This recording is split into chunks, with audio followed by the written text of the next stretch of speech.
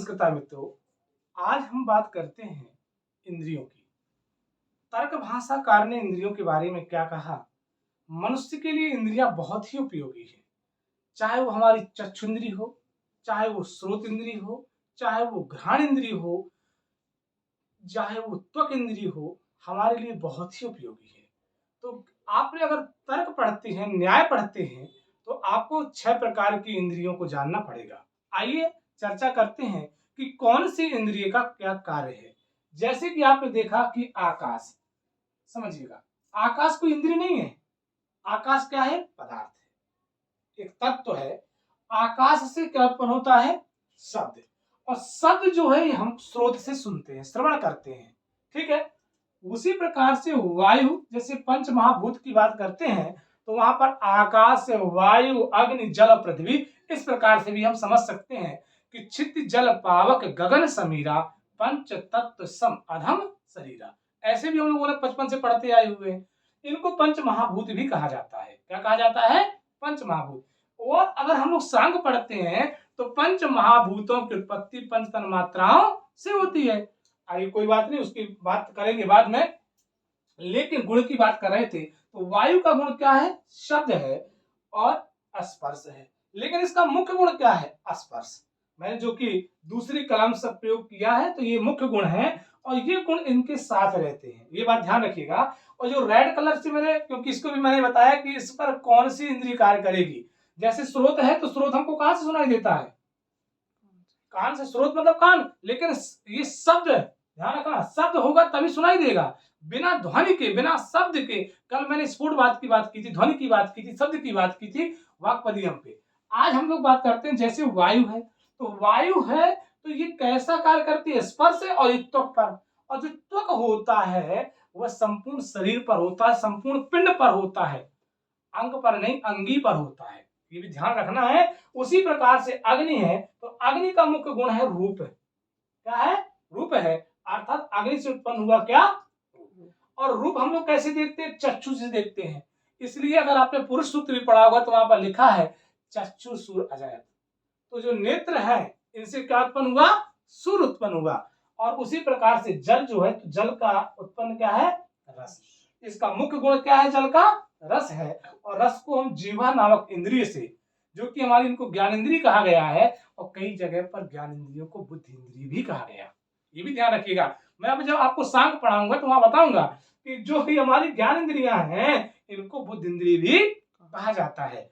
उसी प्रकार से पृथ्वी, और पृथ्वी का जो असाधारण धर्म है वो क्या है? गंधवत्या। गंधवती होना पृथ्वी का ये असाधारण धर्म है, ये जान लीजिएगा। तो कई बार प्रश्न पूछा गया है कि पृथ्वी का जो धर्म है, गुण है, वो असाधारण धर्म क्या है? गंधवान होना पृथ्वी का। लेकिन पृथ्वी पर शब्द, स्पर्श, रूप और रस, ये चारों गुण पाए जाते हैं। और गंध इसका मुख्य गुण है। और गंध हम लोग कहां से ग्रहण करते हैं? घ्राण नामक इंद्रिय से ग्रहण करते हैं। आज से हमारे बहुत से ग्रंथों पर बहुत पौराणिकता मिलती है, सब कुछ बता दिया गया। जैसे कि अब देखिएगा, तत्र गंधोपलब्धि साधनम इंद्रियम घ्राणम और नासिका अग्रवर्तिनी। और ये नासिका के अग्रभाग पर रहती है। जैसे आप लोग खाना बनाते हैं, पड़ोसी आपके यहाँ आ गया, क्योंकि उसकी घ्राण इंद्रिय इतनी तेज थी कि तू पराठा बनाए। एक आध दो बार बताया मित्रों ने हमारे कि सर जब जब हम पराठा बनाते हैं, आलू आलू के बड़ा कभी मन करता है, कभी कचौड़ी बना ले, पूड़ी बना ले, पड़ोसी की घ्राण इंद्रिय इतनी मजबूत है, ऐसे करके वो सीधे चलावत करे, एक पराठा हमको नहीं दिया। तो ऐसी जो इंद्रिय होती है वो नासिका के अग्रभाग में रहती है। कह रहे रसोपलब्धि साधनम इंद्रियम रसना, और जीवा के अग्रवर्ती। कुछ लोग क्या आते हैं ना भैया, जीव जो बड़ी चटूरी टाइप की है ना, कभी रसगुल्ला, कभी बूंदी, कभी मिठाई, और भी नाना प्रकार के, कभी शरबत, कभी चाय। कह भैया इनका जो जीविया ना, तो जीवा के जो अग्रभाग पर रहती है उसको क्या कहते हैं? रसना कहते हैं। कहते हैं कि नहीं कहते हैं? अब कह रहे हैं कि रूप उपलब्धि साधनम इंद्रियम चक्षु, तो कृष्ण तार अग्रवर्ती। अब कह रहे हैं कि किसी के रूप को देखना है तो कैसे देखेंगे? तो साधन इंद्रिय चक्षु से देखेंगे। किसी के रूप को, किसी के सौंदर्य को देखना है, कहां से देखेंगे? चक्षु से देखेंगे। अब देखने का काम क्या करता है? तो नेत्र तो देखता नहीं है। नेत्र के ऊपरी भाग पर एक ब्लैक कलर का, जिसको पुतली कहते हैं, और उस पर जो देखो क्या लिखा? कृष्ण तार अग्रवर्ती। उसको उसी का काम है देखने का। जब आपको कहते हैं कि भाई साहब रतिया में दिखात ना बा, और जब कभी आपकी आंख पर परत जम जाती है, जो ब्लैक कलर का पुतली दिखती है जो आपकी, उस पर जब आपको ब्लैक व्हाइट कलर की परत आ जाती है तो आपको दिखाई देना बंद हो जाता है। उसी प्रकार से कह रहे हैं कि स्पर्शोपलब्धि साधन इंद्रियम त्वक। जो त्वक होता है इसको ये समझ लीजिएगा मांस का ऊपरी वाली चमड़ी।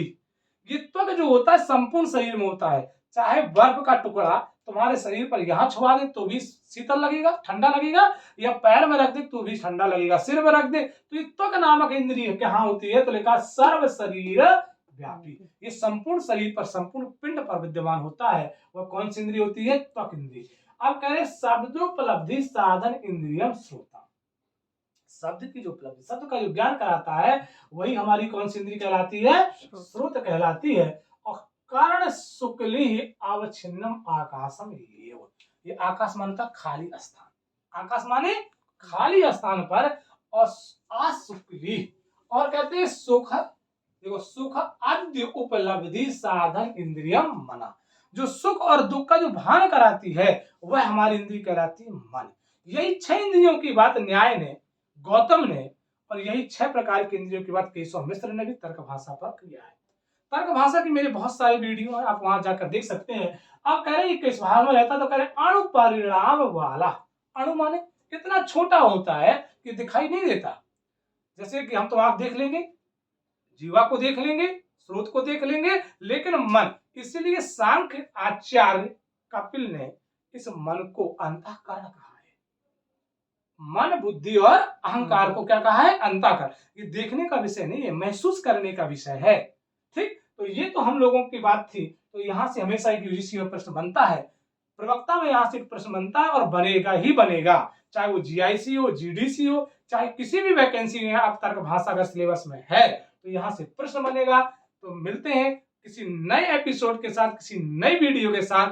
दर्शन है तो देखना पड़ेगा, और देखना है तो ये इंद्रियां कार्य करेंगी। चाहे वो स्रोत हो, बिना स्रोत के आपको सुनाई नहीं देगा, त्वक हो तो बिना स्पर्श के आपको ठंडा गर्म शीतल, है ना, इसका ज्ञान नहीं होगा। चक्षु है किसी के रूप सौंदर्य आदि, और अगर चक्षु नामक इंद्रिय चली जाएगी आपकी तो समझिएगा, क्योंकि इंद्रियों नष्ट नहीं होती है, विकार हो सकता है पर नष्ट नहीं होती है।